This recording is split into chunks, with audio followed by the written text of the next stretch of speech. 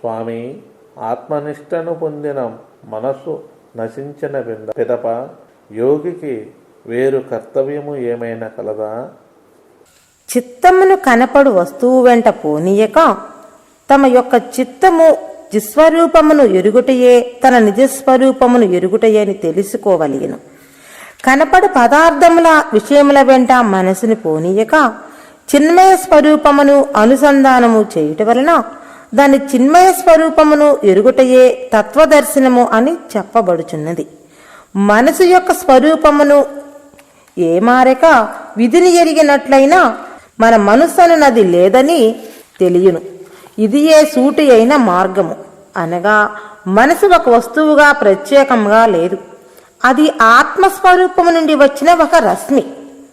ఇది తెలుసుకొని ప్రత్యేక మనోవృత్తుల విజృంభణము ఆపుటయే సూటి అయిన మార్గము అని తెలుసుకొని మనసు మూలము యొక్క ఆత్మయందు మనోవృత్తులను లీనం చేయుటయే సరైన మార్గము అని తెలుసుకోవలేను. వృత్తులన్నయూ అహంకారమును ఆశ్రయించియే ఉన్నవి.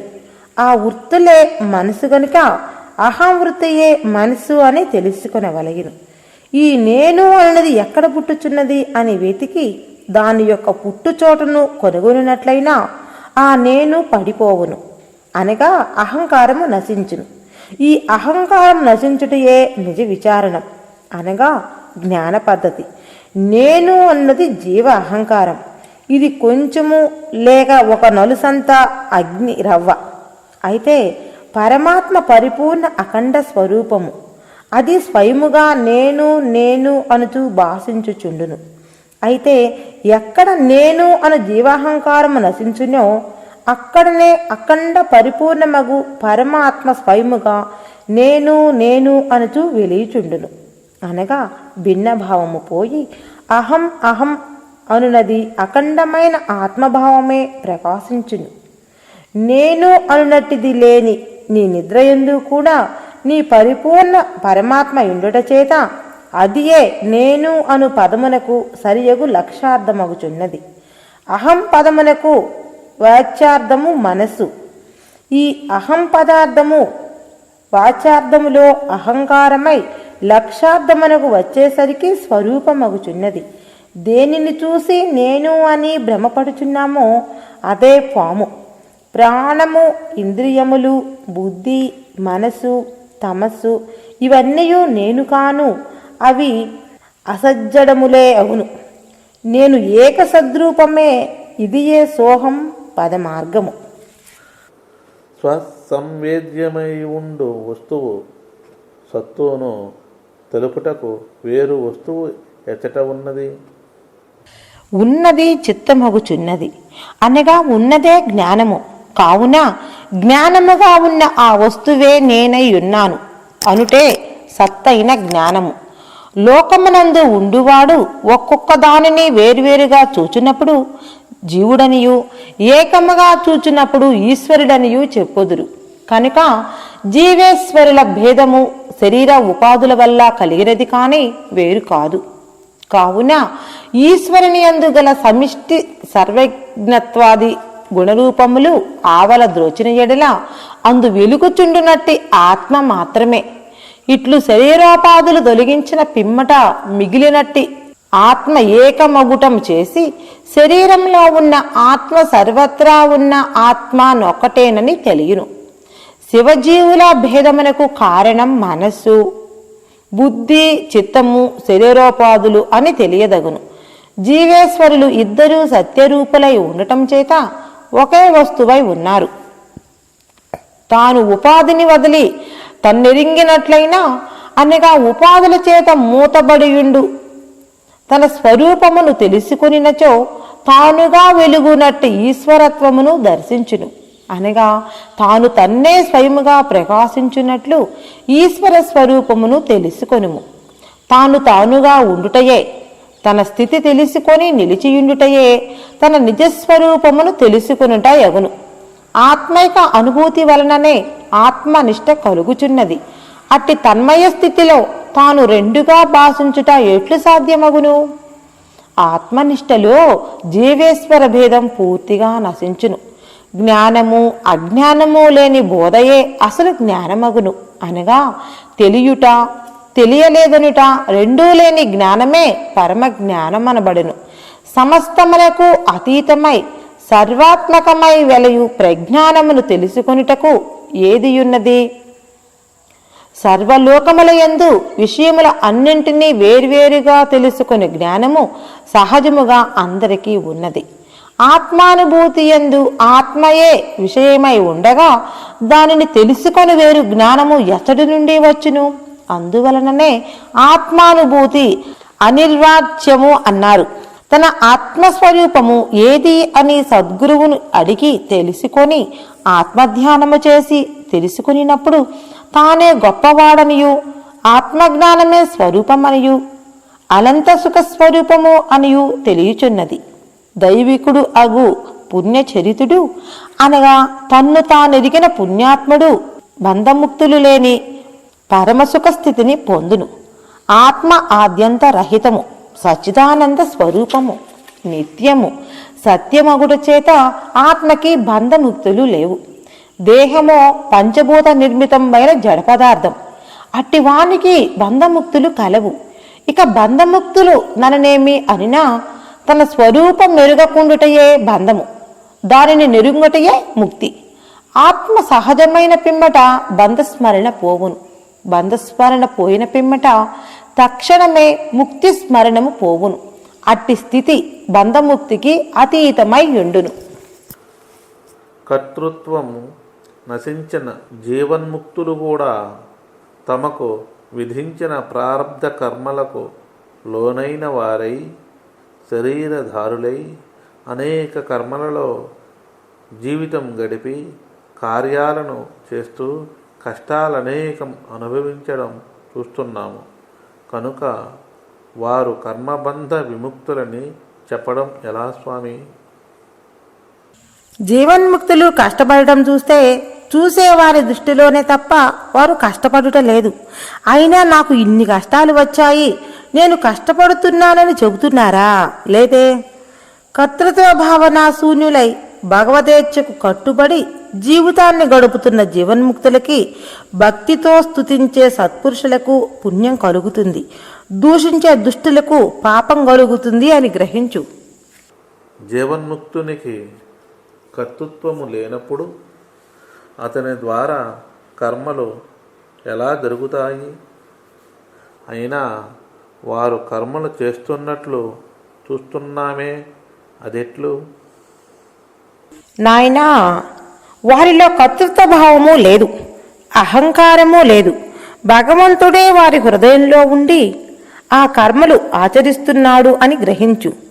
అయితే అహంకార మమకారాలు రెండూ నశించిన జీవన్ముక్తులు చేసే పనులన్నీ గాఢ నిద్రలో ఉన్న శిశువును కూర్చోబెట్టి వానికి ఆహారం పెడుతున్నప్పుడు నిద్రలో ఆ శిశువు తినటం వంటిది అవుతున్నాయి. జీవన్ముక్తుడు చేసే కర్మలు కూడా అంతే. కూలి కోసం బరువులు మోస్తున్నవాడు గమ్యం చేరగానే బరువును దింపి హాయిగా ఉంది అన్నట్లు జీవన్ముక్తుడు కూడా తన శరీర భారాన్ని అంతిమ సమయం వరకు మోసి బరువును దించుకున్నట్లుగా సంతోషిస్తాడు. నేను ఇది అనే అహంకారం నశించి ఆత్మస్వరూప మహిమను గ్రహించిన మనస్సు ఈ లోక దృశ్యమోహంలో పడడు. 3 భార్యలున్న భర్త మరణిస్తే 3 భార్యలు వైధవ్యాన్ని పొందుతారు. అలాగే నేను కర్తను అన్న భావం నశిస్తే ఆగామి సంచిత ప్రారబ్ధములనే త్రివిధ కర్మలు నశిస్తాయి. ఆగామి సంచిత కర్మలు 2 మాత్రమే నశించి ప్రారబ్ధం మిగులుతుందని చెబితే 3 భార్యల భర్త మరణానంతరము 2 భార్యలే విధవలై 1 భార్య మాత్రం సుమంగిలిగా ఉన్నదని చెప్పినట్లుగా ఉంటుంది. కానీ భర్త మరణిస్తే 3 భార్యలు విధవలే. అట్లాగే కర్తృత్వం రచించిన జీవన్ముక్తునికి ఆగామి సంచిత ప్రారబ్ధ కర్మలు 3 నశిస్తాయి. ఆ జ్ఞానులకి ప్రారబ్ధం మిగిలి ఉంటుందన్నది నిజం కాదు. ఎందువలననినా వారు జీవన్ముక్తిని పొందిన తదుపరి వారిలో ఉన్నది జీవుడు కాదు, పరబ్రహ్మ స్వరూపమే ఉంది. అది సర్వజీవులలో, సర్వ దేవతలలో, సర్వ జగత్తులో నిండి నిబిడీకృతమై ఉంది. ఆ బ్రహ్మజ్ఞుడు అయిన జీవన్ముక్తునిలో ఉన్నది బ్రహ్మమే అయిన కారణంగా బ్రహ్మము ఏమీ చెయ్యదు గనుక జీవన్ముక్తునికి ప్రారబ్ధవశాస్తు శరీరం ఉన్నంతకాలం ప్రారబ్ధం ఉంటుందని కొందరి అభిమతం. అట్లు కాదు, ఎంతకాలం శరీరము ఉండవలగినో అంతకాలం శరీరం మాత్రమే ఉంటుంది. అంతకాలం శరీరానికి ఉన్న ప్రారబ్ధ కర్మలు తనకు తెలియకనే జరుగుతున్నవి. ఎలా అనినా ఆకలయింది, అన్నం కావాలి అని ఆలోచించకనే భగవంతుడు ఆ సమయానికి ఎవరి చేతనైనా ఆహారం పంపిస్తాడు. పండుకోవాలి అనుకున్నాడు అనుకో, ఎవరి చేతనైనా పరుచుకోను కప్పుకోను దుప్పట్లు పంపిస్తాడు. అలాగే శరీరానికి కావలసిన అవసరములు అన్నీ భగవంతుడే చూస్తాడు. జీవన్ముక్తునికి దేనితో అవసరం లేదు. జీవన్ముక్తుడు ఎప్పుడూ ఆత్మగానే ఉంటున్నాడు. జీవన్ముక్తునికి శరీరమే సాకారం కావున సాకారం ప్రకృతి స్వరూపమే. కాబట్టి శరీరం మీద ఆశ వదిలిపెట్టిన జీవన్ముక్తుని దేహమునకు ఆ జగన్మాత అయిన కావలసిన అవసరములు అన్నీ తీర్చుచుండును. కావున జీవన్ముక్తునికి ఇతర కర్మలతో కాని శరీర కర్మలతో కాని అతనికి పని లేదు. ప్రారబ్ధం వలన పుట్టిన ఈ శరీరం ప్రారబ్ధ కర్మ ఫలాన్ని అనుభవించక తప్పదని ధర్మ నిర్ణయం. అయితే జడ శరీర సంబంధాన్ని త్రెంపుకొని శరీరము కంటే వేరుగా ఉన్న జీవన్ముక్తుడు ప్రారబ్ధ కర్మ ఫలాన్ని దాటిన వాడొగుతాడు. ఈ దేహం ప్రారబ్ధం వలన పుట్టింది కదా, జ్ఞానం వలన ప్రారబ్ధం నశిస్తుంది అని చెబితే ప్రారబ్ధాధీనమైన దేహం కూడా నశించాలి కదా. అట్లు లేదే, కారణమేమి స్వామి? ప్రారబ్ధం వల్ల మన దేహం ఎన్నాళ్ళు జీవించాలో అన్నాళ్ళు ఉండక తప్పదు. కనుక ప్రారబ్ధవశాస్తు తినటం త్రాగటం తప్పదు. అలా తగినంతగా దేహం నిలిచి ఉండటం కోసం ఆహారం తీసుకుంటాము. ఇది ఇలా జరుగుతుందంటే ఒకసారి కీ ఇస్తే గడియారం 24 గంటలు ఎలా తిరుగుతుందో అలాగే ప్రారబ్ధం అనే కీ ఇవ్వబడింది. కనుక మితంగా తినటం చేస్తూ ఉంటాడు. ఇక ప్రాపంచిక విషయాభిలాష, ఆ విషయ సముపార్జన అనేది వీరిని వదిలిపోతవి. రుచిగల పదార్థాలు కావాలి అనే మాట లేకుండా ఎక్కడ ఏది దొరికితే అది ఆకలి తీరడానికి మాత్రమే తీసుకుంటాడు. ఈ పరిస్థితుల్లో ఇతడు జీవన్ముక్తుడు అని చెప్పబడతాడు. జీవించియుండగానే ముక్తిని పొందినవాడు అవుతున్నాడు.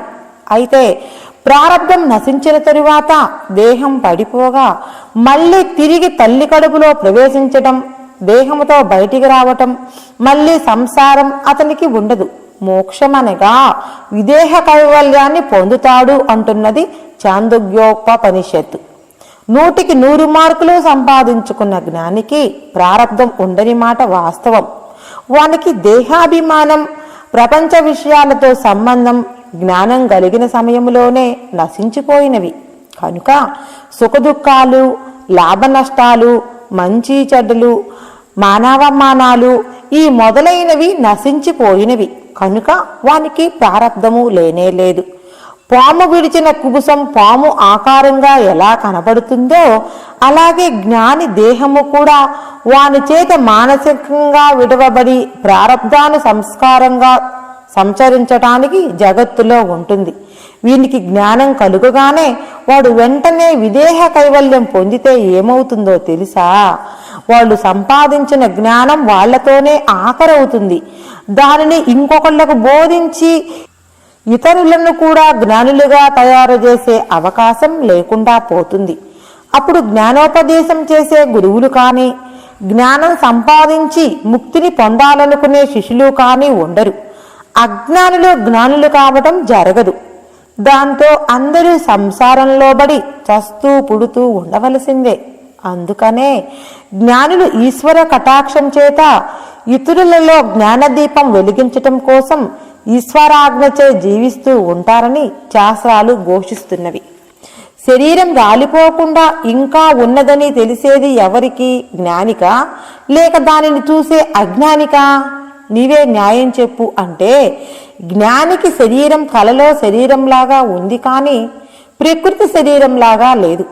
కావున జ్ఞానికి ప్రారబ్ధ శరీరం ఉందని అజ్ఞానంతో ఉన్నవారు అనుకుంటున్నారు. చిత్తుగా త్రాగి మత్తెక్కి కళ్ళు కనబడువానికి తన ఒంటి మీద గుడ్డలు ఉన్నాయో లేవో తెలియదు. అట్లాగే ఆకాశం వంటి తన చిస్వరూపాన్ని తెలుసుకొని తన్మయుడై ఉన్న జ్ఞానికి కూడా తన శరీరము ఉందో లేదో తెలియదు. నిరహంకార స్వరూపులైన జీవన్ముక్తులు ప్రాణముతో దేహముతో ఉన్నట్లుగా కనపడతారు. పాము కాళ్ళు పాముకే తెలుస్తాయి. అట్లే జ్ఞాని సహజ స్థితి జ్ఞానికే తెలుస్తుంది. ఆత్మజ్ఞానం లేనివారు జ్ఞాని యొక్క సహజ స్థితిని ఉన్నదున్నట్లుగా తెలుసుకోలేరు. అహంకారం నశించి ఆత్మస్వరూప స్థితిలో నిలకడ చెంది మహానందమగ్నుడైన జ్ఞాని యొక్క అద్వైత బ్రహ్మానుభవాన్ని ఎవరూ అర్థం చేసుకోలేరు. జ్ఞానుల గొప్పతనం మాటలకు అందనిది. వారి స్థితి వారికొక్కరికే తెలుస్తుంది. జ్ఞాని ఆకాశము కంటే విశాలమైన వాడు, పర్వతము కంటే దృఢమైన వాడు. నీ యొక్క దేహాత్మ బుద్ధి నశించిన తరువాతే నీవు జ్ఞాని యొక్క గొప్పతనాన్ని బాగా తెలుసుకోగలవు. తనకు ఎటువంటి రూపము లేకుండా సకల నామ రూప జగత్తును నిజముగా ఉన్నట్లుగా గోచరింపజేసే ఆత్మస్వరూపమైన సత్యజ్యోతిని, అది నేనే అని ఎరిగిన జ్ఞాని బ్రహ్మ విష్ణు శివలోకాల అన్నింటికీ ప్రభువని తెలుసుకో. వారి ఆత్మస్వరూపానుభవాన్ని జారవిడిచి స్వప్నం వంటి ఈ జగత్తును దానిని తెలుసుకునే అహంకారమయ జీవితాన్నే జగత్తుగా అనుకొని దానినే వాంఛించు పండితులు లౌకిక సంసార తెగలకు చెందినవారు. అట్లుగాకుండా తన్ను తెలుసుకున్న జ్ఞానులు దేవలోక తెగకు చెందినవారు. శాస్త్ర గ్రంథాలను ఎంతగా చదివి శోధించి విశ్లేషించినా అవి నీలోనే నిన్ను బాగా విచారించి తెలుసుకో అని చెబుతాయి. కాని నిన్ను నీకు తెలపలేవు. ఎంత పండితులైనా విద్వాంసులైనా తన్ను తాను తెలుసుకోవలనన్నచో అన్ని శాస్త్రాలు వదిలిపెట్టి తనలో ఆత్మ ఉన్నదని సద్గురువు ద్వారా తెలుసుకొని నేను ఆత్మస్వరూపుణ్ణేనని ఆత్మధ్యానము చేసి తెలుసుకోవలసి ఉన్నది. గ్రంథ ప్రయోజనం ఏమిటంటే నీవు బ్రహ్మమని చెబుతాయి. గ్రంథాలు బ్రహ్మాన్ని చూపించలేవు. అందువలన గ్రంథాలు నీవు బ్రహ్మమని చెప్పగానే తనలో తాను ఆత్మ ఉన్నదని నమ్మి అంతర్ముఖుడై తానే తెలుసుకోగలిగెను. తను తెలుసుకోవలసిన ఒక వస్తువుగా అద్దం వంటి శాస్త్రాలను అధ్యయనం చేసిన వారిలో బ్రహ్మసూత్రాలు, వాటి భాష్యాలు, ఉపనిషత్తులు, భగవద్గీత ఇత్యాదులు పఠిస్తూనే ఉండేవారు ఎందరో లెక్కలేనంత మంది ఉన్నారు. ఆ శాస్త్రాలు బోధించినట్లు తమ ఆత్మస్వరూపాన్ని విచారించి ఆత్మధ్యానము చేసి ఆత్మను పొంది మోక్షము పొందేవారు చాలా కొద్దిమంది. నిజానికి ఆత్మజ్ఞానం పొందిన జ్ఞానులు వేరు, ఆ ఆత్మజ్ఞానాన్ని గురించి చెప్పే శాస్త్ర పండితులు వేరు. కనుక అజ్ఞాన బంధం తొలగి ముక్తి పొందగోరువారు శాస్త్ర పండితులను వదిలిపెట్టి పరమాత్మ నిష్ఠలో ఉండే ఆత్మజ్ఞానుల వద్దకు పోవడం మంచిది. ఏ సద్వస్తువు తన దివ్యశక్తి చేత ఈ ప్రపంచాన్నంతా భరిస్తున్నదో ఆ పరమ వస్తువును తెలుసుకున్న జ్ఞాని ఉపదేశించే మంత్రము అజ్ఞాన మోహాంధకార వశమై చాలా కాలం నుండి దుఃఖిస్తున్న జీవులు తరించడానికి ఆధారమవుతుంది, ఉపదేశమవుతుంది అని నమ్మాలి. స్వధర్మమైన ఆత్మనిష్టలో నుండి సర్వాతీత సహజస్థితిని పొందిన జీవన్ముక్తులు ప్రారబ్ధానుసారం కలిగిన బాహ్య జీవితంలో నియమనిష్టలను వదలక పాటించవచ్చు, లేదా ఆ నియమాలను పూర్తిగా వదిలివేయవచ్చు. ఎలా చేసినా వారిలో ఆత్మ సౌందర్యమే తొణికిసలాడుతుంది. ఆత్మస్వరూపుడైన జీవన్ముక్తుడు లోకములో చూసేవారికి ఒక శరీరధారిగా సంచరిస్తున్నట్లుగా కనిపించినా త్రిలోకాలను తన వశము చేసుకొని తన 3 పాదాలతో కొలిచిన త్రివిక్రముడు అయిన వామనునిలాగా సచ్చిదాకాశంలో 2 పాదాలతో సంచారం చేస్తుంటాడు. శ్రోత్రము, త్వక్కు, చక్షువు, జిహ్వ, గ్రాణము ఇవి జ్ఞానేంద్రియములు. వాక్కు, పాణి, పాద, వాయు, ఉపస్థులు కర్మేంద్రియాలు. ఈ 10తో కూడిన మనస్సు, బుద్ధి, చిత్తము, అహంకారములతో కలిసినవి కార్యకారణాలు.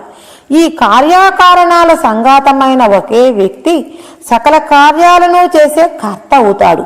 అయితే నేను ఇవి కాను కనుక అకర్తను అని తెలుసుకొని వాటిని త్రోసిపుచ్చి వాటితో ఎటువంటి సంబంధం లేని జ్ఞాని ఎన్నో కర్మలు చేసినట్లుగా ఇతరుల దృష్టికి తోచినను అతను నిజానికి ఏమీ చెయ్యనివాడే. ప్రారబ్ధానుసారము యాదృచ్ఛికంగా లభించిన దానితో తృప్తి చెందినవాడై, ద్వంద్వాలకు అతీతుడై, అసూయ లేనివాడై, జయాపజయాలలో సమభావముతో ఉంటూ శాంత మనస్సులైన జ్ఞానులు కర్మల చేత బంధింపబడరు. బాహ్య చిహ్నములను బట్టి జ్ఞానిని గుర్తించటానికి ప్రయత్నించేవారు అతని వద్ద ఏది చూడలేరు. తమ చర్మచక్షువులతో జ్ఞానిలోని అంతర్జ్యోతిని వారు చూడలేరు. జీవన్ముక్తులని అంచనా వేయటం తెలివి తక్కువతనం. వారిలో సిద్ధులున్నవారు సిద్ధులు లేనివారు రెండు రకాలుగా ఉంటారు. కనుక సిద్ధులను చూసి ఆశ్చర్యపోయే పామరులు జీవన్ముక్తుల మహిమను తెలుసుకోలేరు. పరవస్తువే అయినా పరిపూర్ణ జ్ఞానుల సిద్ధులను చూసి వారి మహిమను తమ అల్పబుద్ధితో తెలుసుకున్నామని విర్రవీగి జ్ఞానులకి అనేక సిద్ధులను ఆపాదింపజేసి వారి మహోన్నత మహిమను కించపరచడమే అవుతుంది. పరిపూర్ణ జ్ఞానుల సిద్ధులను చూసి వారి మహిమను నిర్ణయించటం ఎలాంటిదంటే, ఇంటి కప్పులోని చిన్న రంధ్రము ద్వారా ప్రసరిస్తున్న సూర్యకిరణాలలో ఒక కిరణాన్ని చూసి కోటి ప్రబల సూర్యకాంతులను చూచినట్లుగా సంతోషపడినట్లుగా ఉంటుంది. కర్మబద్ధుడైన జీవుని ప్రారంధం మిగిలి ఉన్నంత వరకు పరమేశ్వరుడు తదనుగుణంగానే నడిపిస్తూ ఉంటాడు. ప్రారంధం ప్రకారమే అంతా జరుగుతుంది. జీవుడు ఎంత ప్రయత్నించినా జరగనిది జరగనే జరగదు. జరిగేది ఎంత వద్దన్నా జరిగే తీరుతుంది. భగవదాజ్ఞకు విరుద్ధంగా ఎవరు ఏమీ చెయ్యలేరు. అందుచేత అన్ని చింతలు మాని భగవంతుని పాదాల వద్ద శిరస్సు వంచి మనస్సు ఉంచి మౌనంగా ఉండటమే చేయదగ్గ పని. ప్రవహిస్తున్న నీటి వలె ఉన్న మనసులో అహం ప్రతిబింబించి చలిస్తూ ఉంటుంది. ఆ చలనాలే తలంపులు. ఆ తలపుల చలనాన్ని పూర్తిగా ఆపటం ఎలా అనినా ఆ తలంపులను గమనించకూడదు. అలా చేస్తే స్వస్థితి నుండి జారిపోతారు. అందువల్ల తననే తాను గమనించి తెలుసుకుంటూ ఉండాలి. కలలో ఎన్నో విషయాలు చూస్తూ ఉంటాము.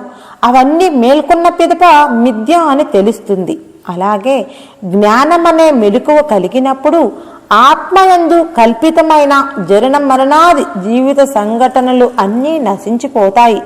భగవద్ అనుగ్రహం కారణంగా స్వస్వరూప దర్శనమైనప్పుడు అజ్ఞానాంధకారములో కొట్టుమిట్టాడుతున్న జీవుడు సచ్చిద్రూపమైన ఆత్మ సాక్షాత్కారంలో కరిగిపోతాడు. మిథ్యా విషయమైన వ్యామోహం నశించాలి. అహం తన మూలమైన ఆత్మలో లీనమై అణిగి నశించిపోవాలి. అప్పుడు గోచరించే పరమానందమే అసలు స్థితి. ధర్మార్థ కామాలను మూడింటిని పూర్తిగా వదిలివేస్తేనే శాంతిప్రదమైన మోక్ష స్థితి కలుగుతుంది. అందువలన ఆ మూడు విధానాలైన పురుషార్థాలను గురించిన సకల ఆలోచనలను పూర్తిగా త్యజించి పరమాత్మ స్వరూప ధ్యానంలోనే ఎప్పుడూ ఉండాలి. పరాభక్తి అంటే భగవంతునికి తనను తాను సంపూర్ణంగా సమర్పించుకున్న శ్రేష్టమైన భక్తి.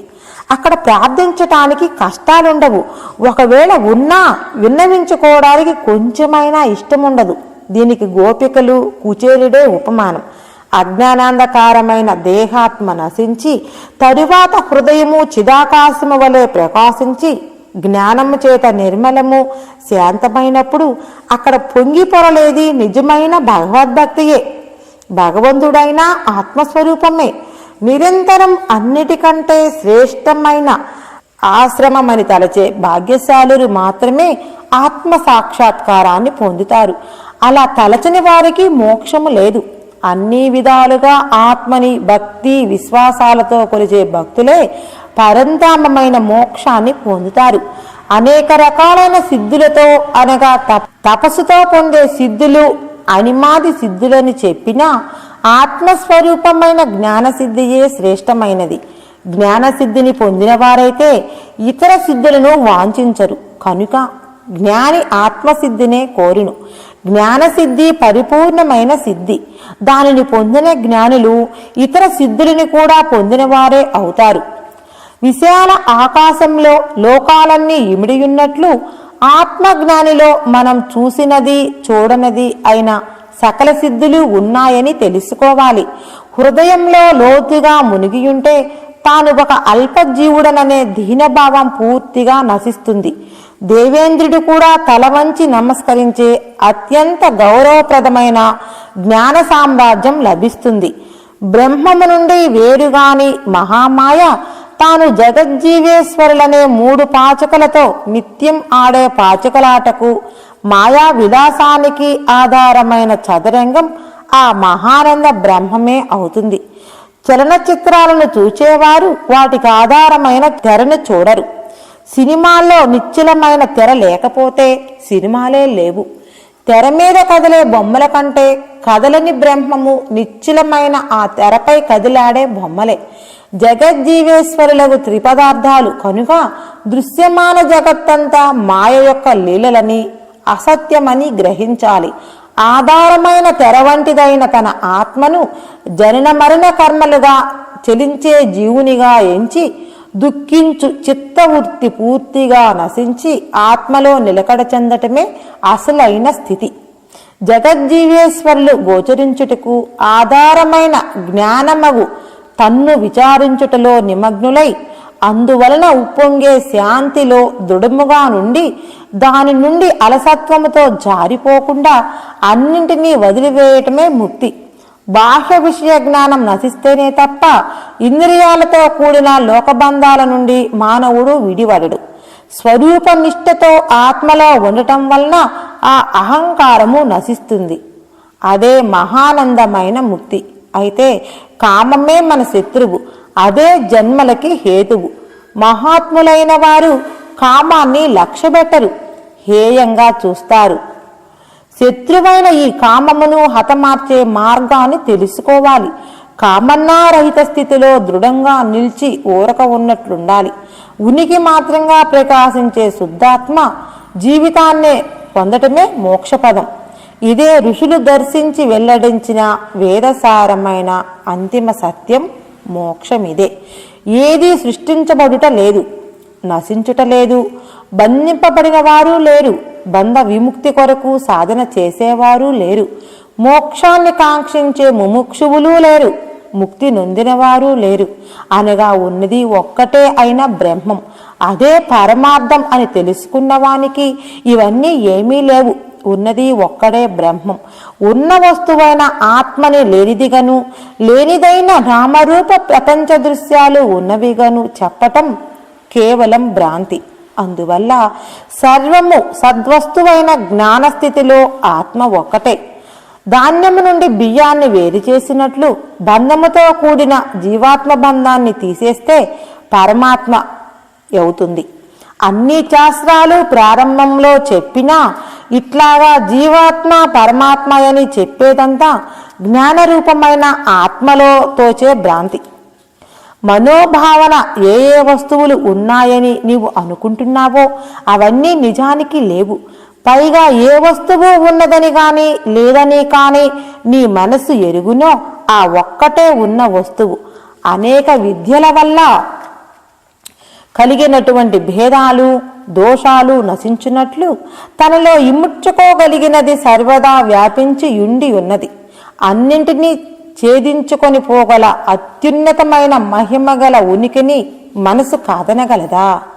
ఒక వస్తువు ఉన్నదనో లేదనో తలవక హృదయంలో ఊరక ఉండినట్లయితే అప్పుడు నామరూపరహితంగా ఏవైతే నేను అనే స్ఫురణతో ప్రకాశించినో ఆ జ్ఞానమే అసలైన సత్యమైన ఉనికి. అదే ఆత్మ. మతాలు ఎన్నో ఉన్నాయి, అవి ఎంతగానో వ్యాపించి ఉన్నాయి. వాటి అన్నింటిలో అద్వైతమే మగుటాయమానమైనది. అది జ్ఞానమయంగా ప్రకాశించే పరామౌనము. ఆద్యంతాలు లేనిది, ఉపమానాలు లేనిది, మనోబుద్ధులకు అతీతమైనది. ఆత్మ వస్తువును తెలుసుకున్నవారే ఉత్తమ స్థానము పొందిన జ్ఞానులు. అద్వైత మహిమ దేనితోనూ బంధము లేక స్వతంత్రమైన పరావస్తువుగా జ్ఞానుల హృదయాలలో తెలుస్తుంది. ధ్యానించే వారికి అల్పేంద్రియాల ద్వారా అసత్యంగా గోచరించే ద్వైత దృశ్యాల వలె తెలియబడేది కాదు. అద్వైత మతమును అనుభవం చేసుకోవాలి అని తపించే తీవ్ర ముముక్షువులారా, చిత్తవాసనలు పూర్తిగా అణిగి శాంతి పొంది సద్వస్తువులో నిష్ఠగల వానికే అద్వైతానుభవం లభిస్తుంది. ఆత్మ విచారణా మార్గాన్ని అవలంబించి సత్యములో నిలకడ చెందటానికి ఇష్టపడని మందబుద్ధులకు ఆ అనుభవం ఎట్లాగా లభించగలదు? ఇంతవరకు మహాభయంకర పాశారణ్యమని ఎంచిన ఈ ప్రపంచమంతా లోకాతీతమైన జ్ఞాన మౌనాకాశమే తప్ప మరేమీ కాదు. ఇంతకాలం తెలుసుకున్న ఇంద్రియ జ్ఞానమంతా స్వప్నము వంటిదే. బుద్ధి భ్రమతో ఇంతకాలము పరమార్థ స్వరూపానికి అన్యంగా నన్ను భావించాను. ఇప్పుడు తెలిసింది బంధముక్తి మొదలైనవన్నీ నిజముగా కొంచెము కూడా నేను పొందనే లేదు. అంటే బంధము పొందలేదు, దాని నుండి ఇప్పుడు విముక్తి పొందలేదు. అతీతమైన స్వయం ప్రకాశమైన దానిని పరమార్థ స్థితిని నేనై ఉన్నాను. అనంతకాలము నుండి అదే నేనుగా ఉన్నాను అని జ్ఞానికి అనుభవం అవుతుంది. మనం ఏ మతాన్ని పరిశీలించినా, ఆ మతాలలో ఏ ఏ రకాల వాదనలు విన్నా, ఆ మతవాదనలు అన్నీ ఒక పరమ ఉద్దేశ్యాన్ని నిశ్చయంగా చెబుతున్నాయి అని తెలుస్తుంది. వేదములు, ఉపనిషత్తులు, భగవద్గీత, బ్రహ్మసూత్రములు బోధించే సచ్చిదాత్మకము అయిన పూర్ణ స్వరూపంలో నెలకొని ఉంటే ఇక పురుష ప్రయత్నము, కాలత్రయము, త్రిపుటులు ఏవి అక్కడ గోచరించవు. నేను ఎవరికీ చెందినవాడిని కాను, నాకు చెందినవారు ఎవరూ లేరు. నేను ఎవరికీ బానిసను కాను, నాకెవరూ బానిసలు లేరు.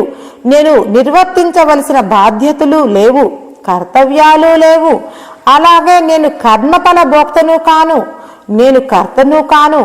ఇది నిజం. మాయలో పడినట్లుగా భ్రాంతి చెందిన నా కళ్ళ ముందు సద్గురువుగా కనపడి నన్ను అనుగ్రహించినది నా ఆత్మే. కాబట్టి ఆ సద్గురు స్వరూపంగానే ప్రకాశించు నా పూర్ణాత్మకే శతకోటి వందనాలు. అన్ని ధర్మాలకు మూలధర్మం ఆత్మజ్ఞాన నిష్ఠ. ఆ నిష్ఠ కలిగిన ఉత్తములకి జాతి, కుల, మత ధర్మాలు ఏవి ఆచరించవలసిన పనే లేదు. అవన్నీ ఈ మిథ్యా శరీరానికే గాని సద్వస్తువు అయిన ఆత్మకు ఏ విధులు లేవు, ఏ నియమాలు లేవు. ఆత్మలో ఏ విభజనలు లేవు. ఇంద్రియముల ద్వారా మనం చూసే సమస్త జగత్తులోనూ ఆత్మ అయిన తానొక్కడే వెలుగుతున్నట్లు అనుభూతి పొంది అంతటా సమత్వాన్ని దర్శించటమే జ్ఞానులు పొందే సమదర్శన లబ్ధి. అహం నశింపగా ఆత్మానుభవాన్ని పొంది శాంతియుతుడై ఉండే జ్ఞాని పొగడ్తలకి పొంగడు, దూషించే వాటికి కృంగడు. సూర్యుని ప్రకాశము ఎడారిలో ఎండమావులు మంచినీటి ఎల్లువలాగా తోస్తుంది. అలాగే మిథ్య అయిన జగత్తులో ప్రారబ్ధమును బట్టి సంపదలు లభించవచ్చు, ఆపదలు ఎదురు కావచ్చు. ఆత్మజ్ఞానికి సంపదల వల్ల సంతోషము లేదు, ఆపదల వల్ల దుఃఖము లేదు. వాటి వల్ల ఆత్మజ్ఞాని చెలించడు. వాటిని చూసి భ్రాంతికి లోనుగాడు. తన అభీష్టము నెరవేరాలనే కోరిక లేని ఆత్మజ్ఞానులు జీవిస్తుంటారు. వారు ఉండటమే లోకానికి మహోపకారమని గ్రహించాలి. వారి వలన లోకంలో జనులకు యోగక్షేమములు సమకూరుతాయి. వారి దర్శనముతోనే, వారు అనుగ్రహించకుండానే జనులకు కొన్ని పనులు సమకూరుతాయి. నేను బ్రహ్మమును, బ్రహ్మమునే నేనుగా ఉండాలి. బ్రహ్మముగా అన్ని కర్మలు చేస్తూ తుదకు బ్రహ్మముగా మిగులుదాం. మనం సచ్చిదానంద స్వరూపులం, దుఃఖరహితులమి, నిత్యులము, నిర్గుణులం, చావు పుట్టుకలు లేని సర్వవ్యాపక అనంత చైతన్య స్వరూపులమే. మనము అంతటా ఉన్నాము, అన్ని అవస్థలలో ఉన్నాము. సర్వ స్వతంత్ర స్వయం ప్రకాశ స్వరూపులం. 84 లక్షల జన్మల నుంచి పుట్టి సంసారాలు చేసి మరణించి మానవ జన్మకి వచ్చాము. మానవ జన్మలో దేహము నేను కాదు, ఆత్మ నేనని తెలుసుకోవాలి. ఇక జన్మల చక్రం, సంసార చక్రం ఆపేద్దాం. మన స్వరూపాన్నే స్మరిస్తూ ధ్యానిస్తూ ఉందాం. స్వరూప ధ్యానం చేస్తూ ఉంటే కొత్త కర్మలు రావు. పాత దేహం ప్రారబ్ధారూపేణ అయిపోతుంది. బ్రహ్మము బ్రహ్మముగా మిగులుతుంది. అనంత విశ్వము ఆత్మచక్రమే. జన్మలు ఎందుకు వస్తున్నవి అంటే దేహమును నేను అన్న తలంపుకి కొన్ని తలంపులు తోడై ఆ కర్తృత్వ భావనతో పనులు చేసి కర్మఫలాలలో జన్మలు వస్తున్నాయి. ఆత్మగా దృఢంగా ఉంటే జన్మ లేదు, కర్మ లేదు. జీవునికి స్థూల శరీరము, సూక్ష్మ శరీరము, మనసు, బుద్ధి, చిత్తము, అహంకారము, కారణ శరీరము, ఇంద్రియాలు, కర్మఫలాలు, స్థూల సూక్ష్మ కారణ శరీరాలు మూడు బ్రహ్మ చైతన్యం యొక్క సాక్షితత్వం వలననే పనిచేయుచున్నవి. జీవుడు కారణ శరీర పొర వలననే నేను, నాది అనే భావనలకు, వాసనలకు, సంస్కారాలకు బద్ధుడై చచ్చుచూ పుట్టుచూ అనంతములు అయిన శరీరాలని ధరిస్తున్నాడు. వాసనలు, సంస్కారాలు మనసులో చొరబడి తలంపులు వస్తున్నాయి. వాటి గుండా కర్మలు పోగవుతున్నాయి. బ్రహ్మభావన చేత బుద్ధిని వివేకపరుచుము. ఆత్మ ఏదో అనాత్మ ఏదో విచారణ చేయండి. ఆత్మధ్యానము చేత ఆత్మగా మిగులుము. ఆత్మ దృష్టితో చూచిన జగమంతా బ్రహ్మమయమే. బ్రహ్మజ్ఞాన సాధన వల్ల సర్వము బ్రహ్మముగానే జరుగుతుంది. బ్రహ్మజ్ఞాన నిష్ఠచే వాసనలు, సంస్కారాలు దగ్ధమై మనస్సు విశుద్ధమై దేహము ఉండగానే జీవన్ముక్తుడు. జ్ఞానికి ప్రారబ్ధ సమయము పూర్తి అయిన వెంటనే స్థూల దేహం మట్టిలో కలిసిపోతుంది. భూత సూక్ష్మాలు పంచభూతాలలో కలుస్తాయి. ఇక విశుద్ధ బ్రహ్మము అనంత బ్రహ్మములో కలుస్తుంది. అయితే జ్ఞానుల జీవితంలో బ్రహ్మము నేనుగా ఎరుకతో జీవిస్తాడు. దేహభావంతో ముడిపడి ఉన్న మానసిక, వాచిక, శారీరక కర్మలన్నీ కర్మలే. ప్రతి భావన కర్మలే. మన జీవితానికి సుఖదుఖాలకు మనమే కారణం. క్షణిక సుఖాల కోసం వెంపర్లాడి జీవితాన్ని తప్పు మార్గంలో నడిపించవద్దు. ఈ భావనలు నశింపజేసి లోపల ఉన్నది అంతటికీ ఆధారమైనది పరమాత్మే అన్నది గుర్తించినట్లయితే మాయ నశిస్తుంది. ఈ సర్వ ప్రపంచము అజ్ఞానము వల్ల నానారూపాలుగా ఉన్నదే కాని జ్ఞానం కలిగిన పిమ్మట నామరూపములు స్ఫురించక బ్రహ్మస్వరూపముగా మాత్రమే గోచరించును. దేహము నేను కాదు, నేను ఆత్మను అన్న యథార్థములో నడిచి ఆత్మగా మిగలాలి. మాయను చూసి భయపడే కొలది ఇంకా మనలను భయపెడుతుంది. ఆత్మగా దృఢముగా ఉంటూ మాయా భావనలను లోపలకు రానియకుండా ఉండాలి. మాయకు చోటు ఇవ్వకూడదు. ఆత్మను తెలుసుకుంటే మాయా పట్టులు రాలిపోయి బ్రహ్మముగా జీవితము జరుగుతుంది. చైతన్యము ఆధారము లేకపోతే గుణాలు పనిచేస్తాయా? అరిషడ్వర్గాలు పనిచేస్తాయా? అసలు ప్రపంచం నడుస్తుందా? అసలు వాస్తవానికి ప్రపంచం పెద్ద కళ, మనకు వచ్చే స్వప్నము చిన్న కళ. రెండూ మార్పు చెందేవే, రెండూ కలలే. విధి అలా తయారై వచ్చినది. దాని ప్రకారం జీవితం జరుగుతుంది. మార్పు చెందే దేహాది ఇంద్రియాలు, పంచకోశాలు, మనోబుద్ధులు, నామరూప గుణాత్మకము అయిన సకలము నేను కాదు, ప్రపంచము నిజము కాదు. అంతటా ఉన్న అఖండ చైతన్యము నేనుగా ఉన్నాను. బ్రహ్మజ్ఞానం పెరిగే కొద్దీ దేహసృహ, ప్రపంచ సృహలు తగ్గిపోతాయి. బ్రహ్మము సర్వసాక్షి చైతన్యము. శరీరము, మనసు ప్రాపంచిక విషయాలలో సంచరించుచున్నను అహంవృత్తి బ్రహ్మ తాదాత్మ్యము చెంది ఇండుటయే బ్రహ్మము. కావున బ్రహ్మమే తానుగా తానే అన్నీ చేస్తూ దేనిని అంటకుండా ఉండటమే సాక్షి భావన. సాధన ప్రారంభంలో సాక్షిభావ సాధన జరుగుతుంది. బ్రహ్మస్థితి దృఢపడే కొద్దీ అక్కడ సాక్షి లేడు. చూసేవాడు, చూడబడేది విడిగా లేదు. ఉన్నది బ్రహ్మము ఒక్కటే. బ్రహ్మము బ్రహ్మముగానే జరుగుతుంది. సర్వము బ్రహ్మమయం. బ్రహ్మధ్యానం సహజమయ్యే కొద్దీ నా లోపల ఉన్నది బ్రహ్మము. స్థూల శరీరము బ్రహ్మము, మనోబుద్ధులు బ్రహ్మము, పంచభూతాలు బ్రహ్మము, సమస్త జీవ జగత్తు బ్రహ్మము. అన్నిటా ఉన్నది నేనే. సర్వవ్యాపకమైన అనంత చైతన్యము చైతన్యముగా మిగులుతుంది. బ్రహ్మము మూడు కాలాలలో ఉంది కాబట్టి సత్ అనబడుతుంది. బ్రహ్మము జ్ఞానస్వరూపం కాబట్టి చిత్తు అనబడుతుంది. బ్రహ్మము అంతటా తానుగా ప్రకాశించుచున్నది కాబట్టి ఆనంద స్వరూపం. యథార్థముగా బంధము కానీ మోక్షము కానీ లేదు. దేహము నేను అన్న అజ్ఞానము వల్లనే దుఃఖము కలుగుతుంది. నేను బ్రహ్మాన్ని, దేహాన్ని కాదు. నాకు కర్మ వాసనలు లేవు, కర్మ ఫలాలు లేవు. నాకు శబ్ద స్పర్శ రూప రసగంధాదులు లేవు, రాగద్వేషాలు లేవు, ఎటువంటి వికారాలు లేవు, దుఃఖాలు లేవు. నాకు చావు పుట్టకులు లేవు. నేను అప్పుడు ఇప్పుడు ఎప్పుడూ ఉన్నాను. నేను నిరాకారుడను, నిర్గుణుడను, గుణాతీతుడను, పరిశుద్ధుడను, సచ్చిదానంద స్వరూపాన్ని. నాకు ఏ భేదాలు లేవు.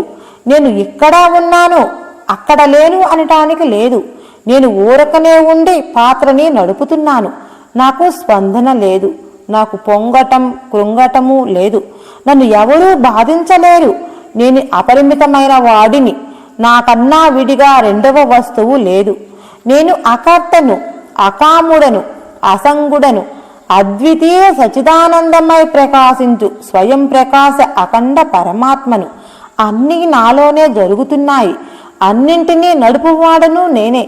దేనిని అంటని స్పర్శుడను, నిర్విషయుడను, నిర్వికల్పుడను, బ్రహ్మానందమయుడను. నేను బ్రహ్మము. అంతటా చూసేది నేనే, వినేది నేనే, తినేది నేనే, త్రాగేది నేనే, మాట్లాడేది నేనే, అన్నీ చేసేది నేనే. అయినా ఏమీ చెయ్యనివాడని. అఖండ బ్రహ్మాండమును నేను. నేను లేను, ఉన్నది బ్రహ్మం ఒకటే. ఒక్క అడుగు మనం జ్ఞానం కోసం ముందుకు వస్తే పరమాత్మ మన వైపు 100 అడుగులు వేస్తాడు. ఆనాటి నుండి ఈనాటి వరకు ఈ బొమ్మను త్రిప్పుతున్నాడు. నేను లేను, విధి దాని అంతటా అది జరుపుతుంది. జ్ఞాని ఆత్మలోనే నడుస్తాడు. దేహము వెళ్ళేంత వరకు సమస్యలు వస్తూనే ఉంటవి. జన్మలకి రోగాలకి మూల కారణం జీవభావమే. అనేక జన్మల నుండి తెచ్చుకున్నదే ప్రస్తుత జీవితం. సమస్త భువన బ్రహ్మాండాలు బ్రహ్మములోనే ఉన్నాయి. బ్రహ్మము మనలోనే ఉంది.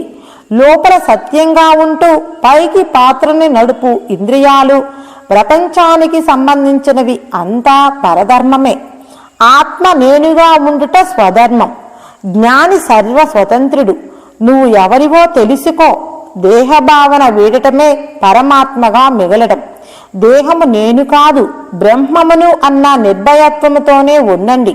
అండపిండ బ్రహ్మాండమంతయు నిండియున్న నిరాకార నిర్గుణ సచిదానంద పరబ్రహ్మ స్వరూపమే బ్రహ్మము.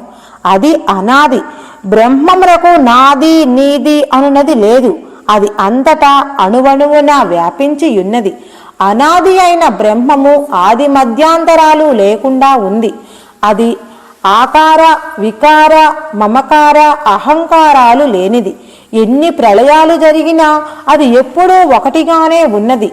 అనాది అయిన బ్రహ్మమే సర్వ జీవ జగత్తును చైతన్యవంతము చేయు సాక్షి స్వరూపం. అది ఆది అంతాలు లేనిది. చైతన్యమంతటా నిండియున్న మూలము. ముడి పదార్థము అదియే అయి ఉన్నది. దేహము నేను అన్న జీవభావము జ్ఞాన సాధనచే అనగా నేనే బ్రహ్మము, బ్రహ్మమే నేను జీవభావము దగ్ధమైనప్పుడు ఈ విశుద్ధ మనస్సులో నీవు నీవుగా నీవే అంతటా దర్శించేది అనాది అయిన బ్రహ్మమునే. 84 లక్షల జన్మలు ఎత్తి ఆఖరు జన్మ మానవ జన్మకి వచ్చాము.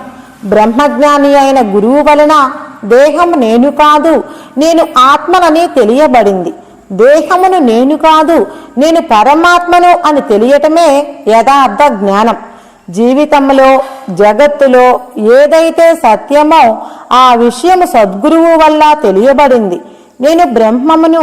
పంచకోశాలు నేను కాదు, పంచేంద్రియాలు నేను కాదు, పంచ ప్రాణాలు నేను కాదు, మనస్సు బుద్ధి చిత్తము అహంకారము నేను కాదు. వీటన్నింటినీ ప్రకాశింపజేసే సాక్షి చైతన్యమే నేను. చావు పుట్టుకలు సుఖదుఖాలు అనే ద్వంద్వ భావనలు అన్నీ దేహానికే. దేహమును నేను కాదు. స్థూల సూక్ష్మ కారణ శరీరాలు నేను కాదు.